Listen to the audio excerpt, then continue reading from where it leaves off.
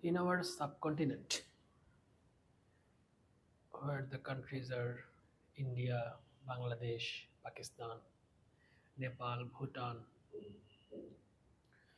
in this subcontinent, in generally most of the people are poor. They're not rich. Poor, yes, they're living close to the poverty line. Some of them, many of them, are living below the poverty line. It's true. It's uh,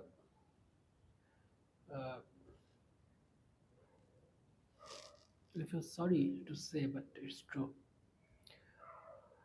The European countries, American countries, Westerners, they sometimes they often ridicule us that you are from a poor country.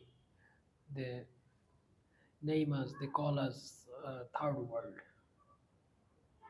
the world which is very poor. But we have something which they don't have. We have very strong family ties. We have emotions. We have emotional bond. We have love for our family. We love each other for our qualities, for affection, not because he has enough money, I can take something from them, from that. It's a selfless kind of love.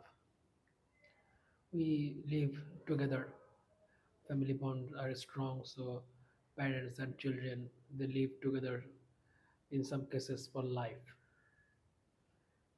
They die in the family. Parents die in the family. In Western countries, European countries, they really don't have it. In most of the cases, children when they reach at the age of 11, 12, they become separated from their family. They become responsible for their own life, in some cases for their own expenses. They have to earn for themselves. And after the age of 20, 25, they're almost gone. And there are a lot of children or people who doesn't even know who their parents are.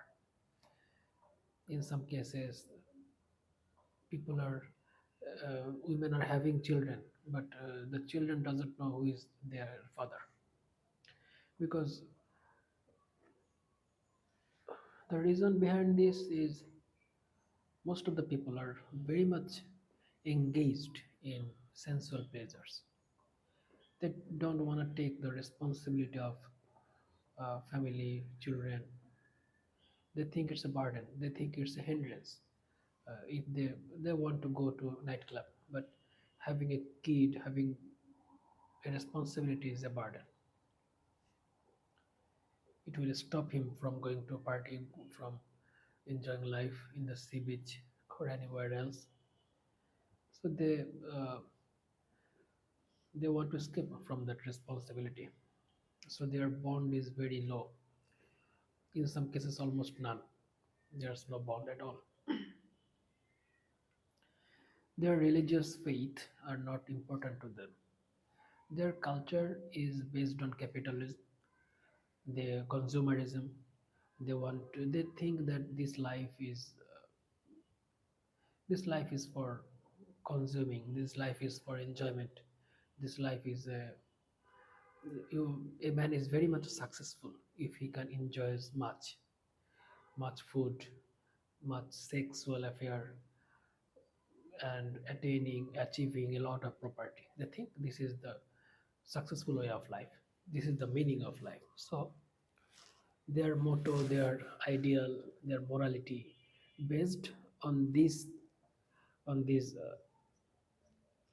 ideologies, ideologies.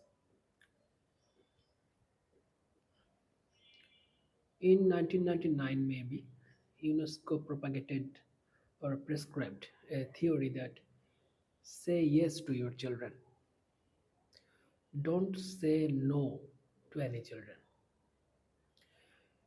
It's very sweet to listen to this. It's very sweet to tell this that a kid, a child, he's just a baby. We shouldn't be rude to him. We shouldn't. Uh, we shouldn't make him in my way.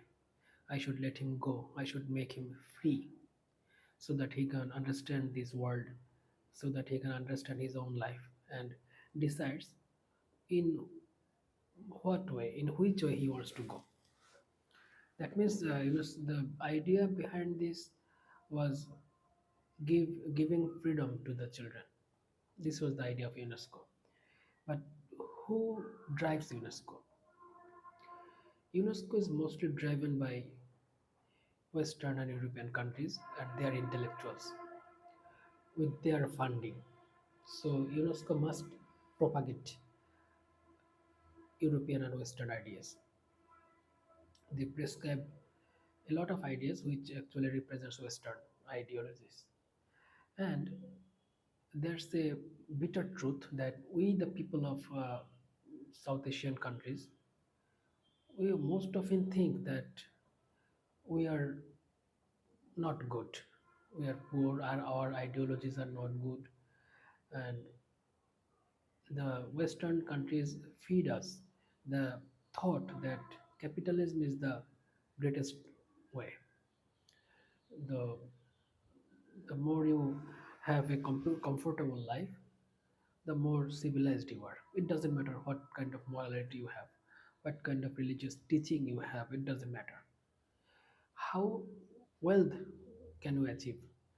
That's the standard of your of measuring of your success, and we digested that ideologies very much. So they told us you are third world, you are poor, you are uneducated, you are uncivilized, and we believed that. And we thought, and still we think, that European and Western countries, their lifestyle is very good, their lifestyle is ideal for us, and we must become like them. We think like that. And we feel proud when we speak in English, just like now, what am I doing? I'm doing it for a certain reason because if I want to provide my thought, if I want to spread my thought to a lot of people, if I want that, I must speak in their language. I must speak in a language which most people understand. That's why I'm speaking in English. But some people, when they speak English, they feel very proud. Actually, they don't understand that they are becoming slave of another country's culture. They don't understand that. Maybe they don't understand that. In our countries, you will see that you see often that if any white person from Western or European countries, they walk around, they visit in some places of our countries, and the people of our native people, they feel very excited to. They want to talk with them. They want to speak in English with them, which is very much erroneous, like me, like my language, my speaking quality, and they feel very proud. They gossip a lot after that speaking after that conversation with that person, with that white person from Western countries. They think that this is a very proud moment for him, and they gossip with his friends, with their friends for a long time, that one day I met an Italian person, one day I met an US American person, I he asked me this, I told him that. It's a proud moment for him because we think, it's our belief that we are not good enough. They are our ideal, and they are like something very superior. Yes, they are superior by their wealth, they are superior by their technologies, they are superior by their education. But we think that in ideologically they are also superior, which I very much disagree. Because if you see closely, if you see very attentively, if you attend very minutely in their culture, in their family life, you'll see that most of the families are broken, very much broken. Their relationship is based on having property, having money, or a certain kind of a deal. Their family bondage is based on a deal, some kind of deal. It may be property deal, or a most of the cases a property deal, that he has a lot of money, let's marry him, let's be with him, and have some kids. And their divorce rate is very high, very high. A child may have seven, eight, nine, 10 father in his entire life, because his mother married a lot of time, and sometimes his mother delivered a boy, a child, without even having a proper social father. It's normal for them. So children grew up grew up in that country, like, without any affection, without any guidance.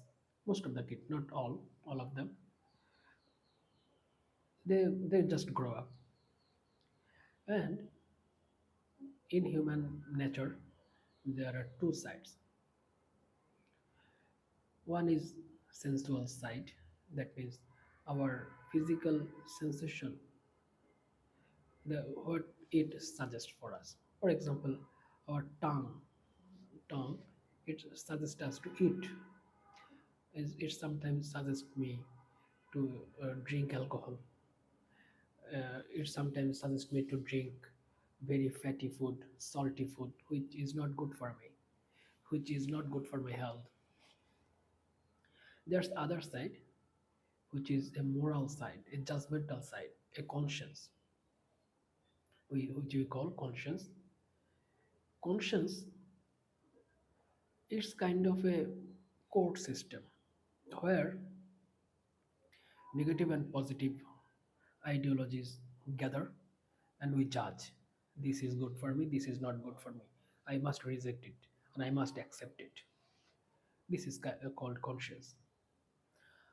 But the truth is, human conscience, to judge, to accept something positive which is very good for me, this quality is very weak to sensual provocation. Sensual provocation is very strong, and it instantly pleases us. If I drink, instantly I get I get a feeling. But when you nurture a positive quality, quality like honesty, gratefulness, affection, truthfulness, it doesn't pleases us instantly. In some cases, uh, it it causes a temporary suffering in this society. So this is their lifestyle. They are very much broken mentally, psychologically, emotionally, but they are good in economics. They are good in technologies, but inside their heart, if you see their movies, if you read their literature, you will know about this, that their inside is very much blank. It's all about money. It's all about selfishness. What I get, what I can give, this is their entire life. And their physicality is very much a strong ideas in this culture. How big you are, how strong you are, bodybuilding. They think that they, in some cases, it seems that they have no idea what mind is, what spirituality is. They have no idea. P.B. Shelley, a very prominent poet, was called the Europe American countries a barren land where nothing grows, which is spiritually barren, nothing grows. And this is not wrong, it's actually true. When people indulge themselves very much in sensual pleasures, they become barren spiritually. Nothing grows here. Not any kind of spiritual thought, not any kind of thought about afterlife or mysteriousness of our life. It doesn't come, it just vanishes away because sensual sensation are very strong. It doesn't allow any kind of spiritual thought. So then UNESCO prescribed that idea, say yes to children. They propagated it, and we, the people, we think that we have to be civilized, and Westerners took this, used this in their life. It doesn't matter what they are. We never went to visited to USA. You never visited to UK. So they are our ideal people. We want to become like them. So UNESCO tells this. So this is fine. Let's use it. Let's apply this in our life. So what did we do? We applied it in school, in college, in our family life. We said yes to children. We we made a decision that rebuking a children in any form, in any kind of, it's not good. Say yes to children. And our intellectuals, which most of them are very much biased, you can buy them with money. They are always bought. They are always bought to some agencies by some agencies. They advertise this method, they advertise this ideology, and they created curriculum based on this. So it was almost 20-25 years ago. Now look at our society. See what happened. You'll see that children now they are 22, 23 years old, or they are almost 27, 8 years old, who were kid at 2000, 2002 at that time. Now they are very much disrespectful. They're they move their life. They move in a haphazard way. They don't respect their elders. They don't think that uh, they have any kind of responsibility to the younger ones. You will see that school children smoke anywhere in a tea stall with school uniform. Students are smoking cigarettes. How this happened? This has happened because we didn't teach them what is morality. Because in a very subtle way, UNESCO told us, say no to religion, say no to your culture, because only cultural morality, and religious morality teaches the children this is good, this is not good. You must do this, you must not do this. But when we say yes to children, we can't guide him. We can't tell him this is bad, this is good, because if he goes towards bad, we say yes. If he goes towards good, we say yes.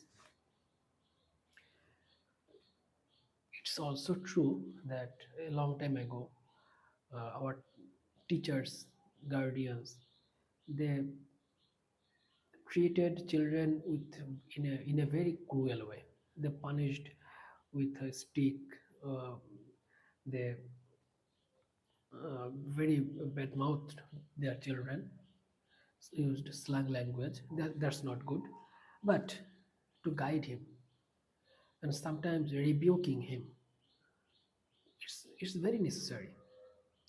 We can't when you plant a tree, you nurture it. Sometimes you when it's going like a spiral way, what do? You you place a stick beside it. Why? So that it doesn't break away. Isn't that so?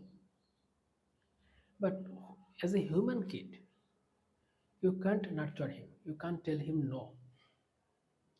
Who gave this idea? I wonder.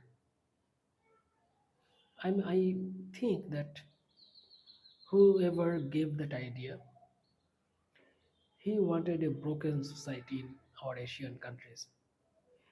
Their Western countries are broke. They have no family bondage. They wanted UNESCO or their intellectuals. They wanted to have it. We have it. We are suffering it. We are suffering a broken family. We are suffering no bondage. We are suffering no affection. We are suffering. We have no love. No kind, not any kind of emotional bondage. So let's provide this. Let's supply this to Asian countries. They supplied that, and we are mostly uneducated, mostly biased. We have mostly biased intellectuals. We accepted it like they are our boss, they are our god. We feel very happy whenever they provide anything. They are our big brother. They know a lot of things. We accepted it, and now our society is broken. Kids don't have respect for their parents. Parents, they are also indulged in sensual pleasures. Now, divorce in our countries, it's a pandemic situation. Wife kills his husband for her illegal lover, socially illegal lover. W- Husband kills his wife for another woman. They don't think about their children. It doesn't matter. They have no bondage at all. We have no bondage at all because this whoever were the kid at 2000, in 2000 2001, now they are married, and they when they were kid, they didn't enjoy. I said enjoy guidance, enjoyed rebuking. They didn't enjoy that. So having been punished in life, having been rebuked in doing something wrong, they never experienced that, or they experienced that very little. So certain ideas or of ideas and morality that doesn't grow up in them. So now they are doing most of the thing very erratically. Our society is going to break like the Western societies. Maybe we'll have a lot of wealth, we'll have cars, big buildings, but the very core of our life, the desire for being loved, the desire for loving another person, the desire of getting affection, the desire of getting honesty from other people, being respected from other people, it will vanish away very soon because we didn't nurture our kids like that. We didn't teach them. We are now teaching our children that money is everything. You educate yourself. You are going to have a job, and you will earn money. It doesn't matter in an honest way or in a dishonest way. It doesn't matter. You will earn money. Then you will marry. Then you will enjoy your life. Our religious teaching are not present. Our social cultural teaching are not present. We become like an animal. We are becoming like an animal. How? Animal have only two or three types of desire. The most important thing of their life is eating, drinking, having sex, and then dying. Now we are becoming like them. We are becoming like an animal. We are very much interested in eating. We are very much interested in having sex, sexual partners, and then we die. And we die uh, like a very ignorant person. We have no idea where did I come from and where am I going. We never question that in our life. because spiritual teaching, religious teaching, we thought this is a very backdated idea. We are very civilized because we converse with the white people, we take their capitalist ideas, so we are civilized. We are having a mobile, we are having computer, I can drive a bike, so we are very civilized. And religious spiritual morality is a very backdated idea. If I accept that idea, if I think about that idea, I will become uncivilized. This is our new curse, and we are going to suffer. We are going to suffer. We already suffering socially. There's no morality. There's no morality. Almost no morality anywhere. Lying, dishonesty, cheating, uh, food poisoning, bribing, corruption, political killing. It's like a normal event in our life. How it happened? How it become? How we become like this? Because we are becoming like PB Shelley's wasteland. We are like we are becoming. We are growing. We are moving towards a barren land like the Western people.